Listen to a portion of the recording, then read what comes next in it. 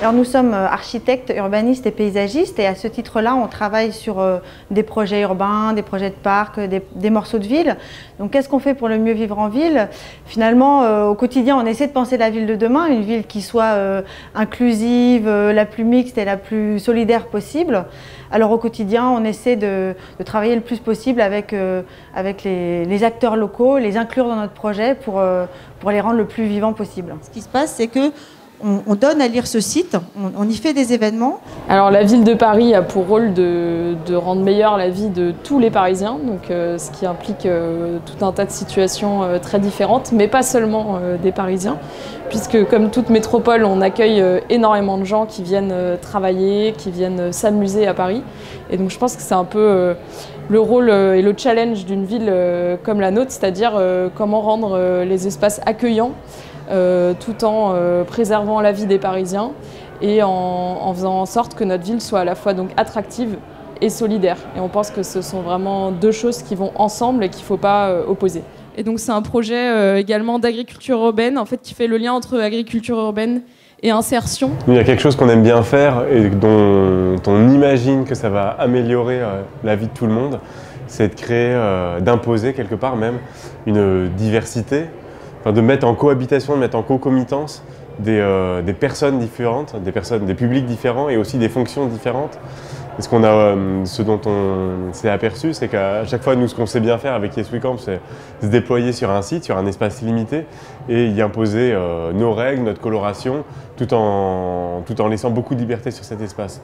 Et plus on va mettre des ingrédients variés dans cet espace libre, dans cet espace sécurisé, enfin cet espace limité, et plus ce qui va se passer va être intéressant. Il y a 400 anciens SDF, il y a des programmes aussi d'accueil de jeunes, de mineurs, de migrants. Il y a un foyer de migrants travailleurs avec 300 Sénégalais et Maliens qui sont sur place.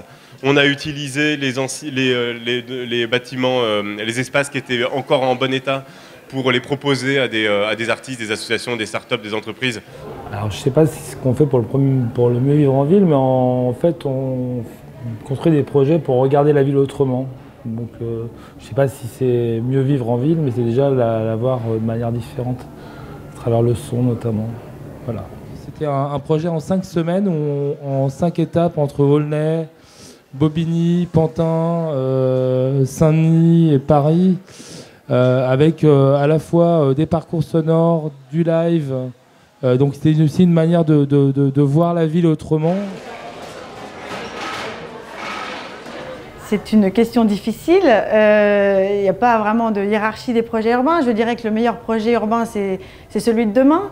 Un projet urbain, ça se déroule sur un temps extrêmement long. Entre le moment où on imagine le territoire de demain et le moment où il voit réellement le jour, il y a souvent 10, 15, 20 ans. Donc le meilleur projet urbain, est-ce que c'est celui qui est réalisé, qui a été pensé il y a 20 ans, ou est-ce que c'est celui qui est en image et qu'on verra dans 20 ans? Je ne sais pas vraiment. Toujours est-il qu'il y a un certain nombre de territoires sur lesquels il y a des dynamiques extrêmement intéressantes.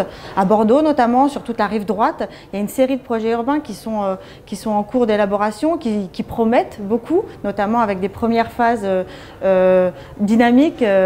Et puis, globalement, l'ensemble des territoires métropolitains, Paris ne fait pas exception, avec notamment les appels à projets Réinventer Paris, dont on verra ce qu'ils donneront dans 10 ans en termes de projets. Alors le meilleur, je ne sais pas trop, mais je pense qu'un très bon exemple, c'est la place de la République, qui a été refaite récemment à Paris, et qui est, je pense, vraiment un succès, parce que c'est un espace démocratique, c'est-à-dire que c'est un espace dans lequel tout le monde se sent à sa place. Donc c'est vrai que quand on y va, on voit plein de pratiques différentes. Il y a des enfants qui courent dans les fontaines, il y a des gens qui font du skate, il y a des gens qui s'installent juste, il y en a qui vont au café. Et je pense que c'est un espace où tout le monde sent qu'il a sa place, alors qu'avant, il y avait seulement les voitures qui avaient leur place. Et donc je pense que c'est voilà, une belle chose de cohabitation des populations et des usages. Je pense que les projets urbains récents en France, on fait trop confiance au privé pour les gérer. Donc nous, on a un projet urbain qu'on connaît bien puisqu'on a investi dessus, qui est pas vraiment d'ailleurs un projet urbain, mais on a réussi à Marseille, avec la confiance du propriétaire d'un site, d'avoir l'usage pendant 6 ans d'un terrain en pente qui est à l'entrée de Marseille, au milieu des quartiers nord, au milieu de plusieurs cités. C'est grand, ça fait 26 hectares, il y a une vue extraordinaire sur la rade de Marseille et sur le port. Et dans cet espace-là, on cherche à créer, on va probablement construire des choses, des fonctions, des bâtiments, mais on essaie surtout que ce soit une démarche ouverte, itérative, qui se construise avec ceux qui pratiquent cet espace, donc les habitants, mais pas que les habitants, aussi les entreprises, aussi ceux qui passent par là. Comme souvent, on fait intervenir des personnes qui viennent de l'extérieur, d'autres pays d'Europe, pour qu'ils apportent leurs envies.